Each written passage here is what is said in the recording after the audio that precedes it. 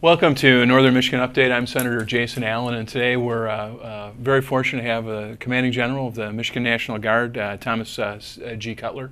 General, it's nice to have you here today. Great to be here, Senator. Thank you for inviting me. Your time and involvement.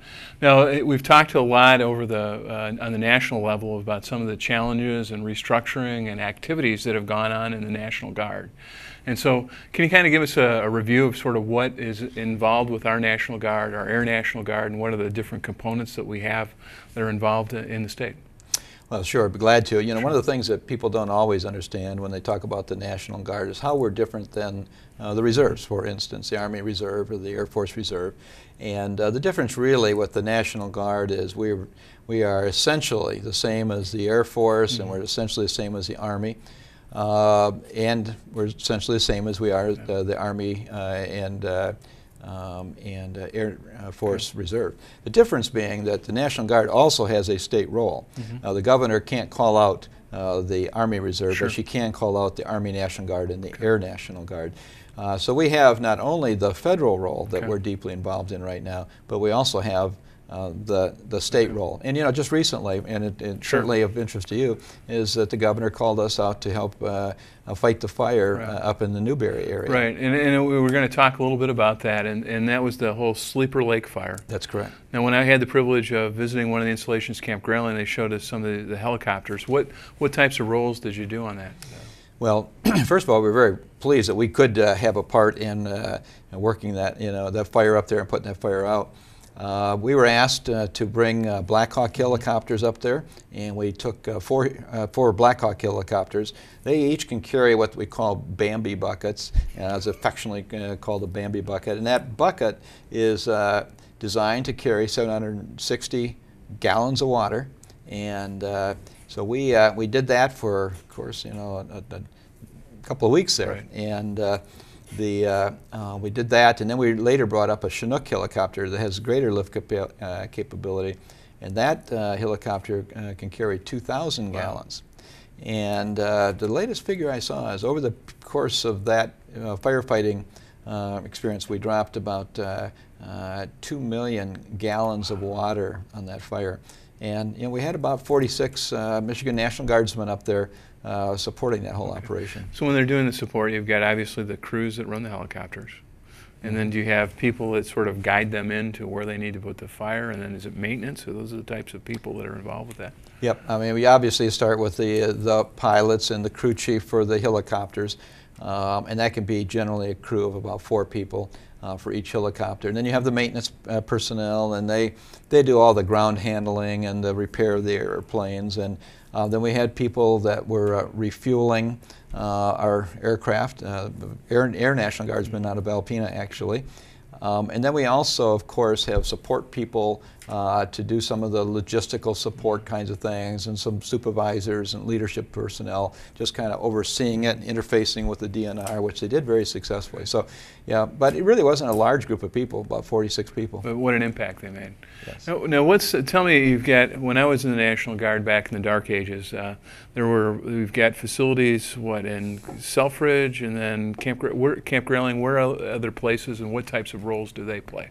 Well, you know, we have a total of about 12,000 Michigan National Guardsmen, and we're doing better. We're stronger today in terms of recruiting and retention than we've ever been, which is really exciting.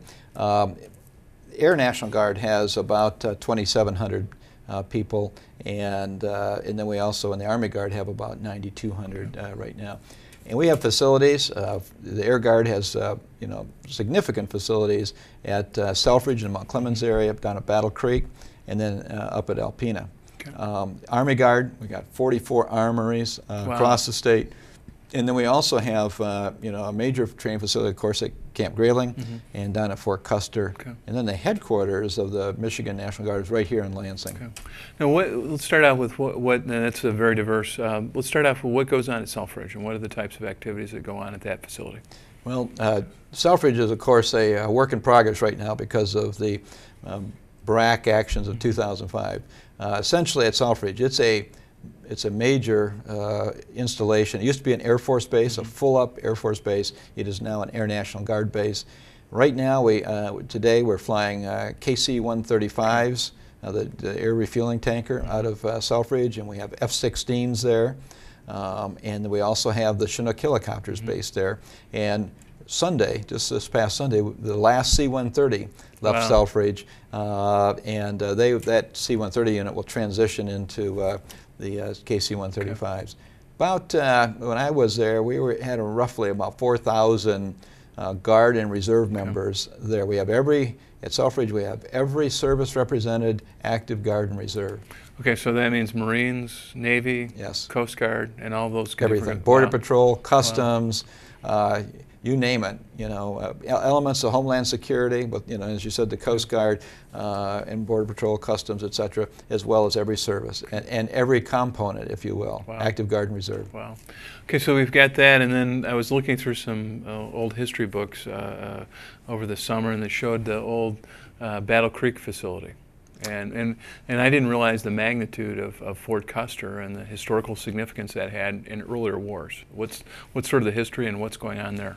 Well, as you just mentioned, Fort Custer has a real history going back to, in particular, World War II. And so many soldiers from Michigan processed through Fort Custer, either leaving or coming back. And there was a time where I think we had German POWs at Fort Custer, and a very significant history there. Today, Fort Custer is a lot smaller than it was back in World War II.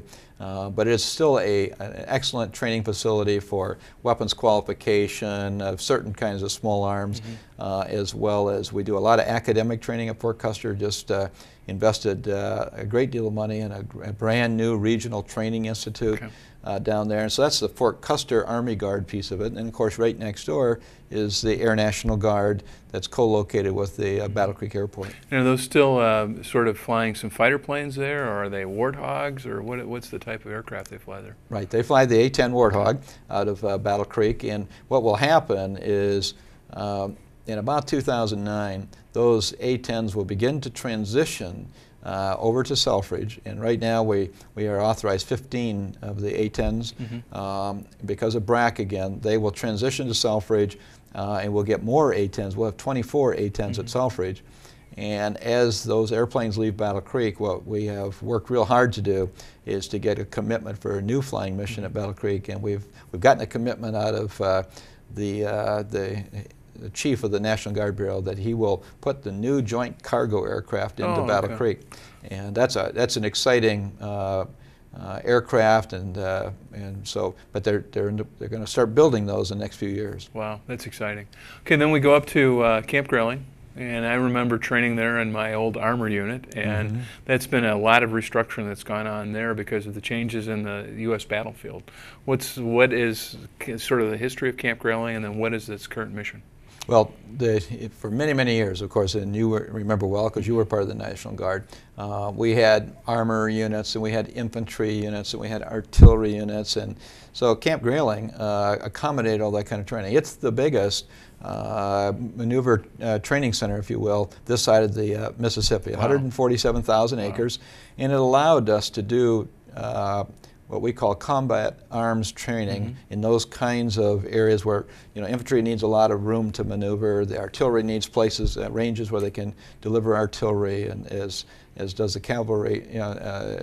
That's the armored cavalry, not just the cavalry with horses, right? That's right, yeah.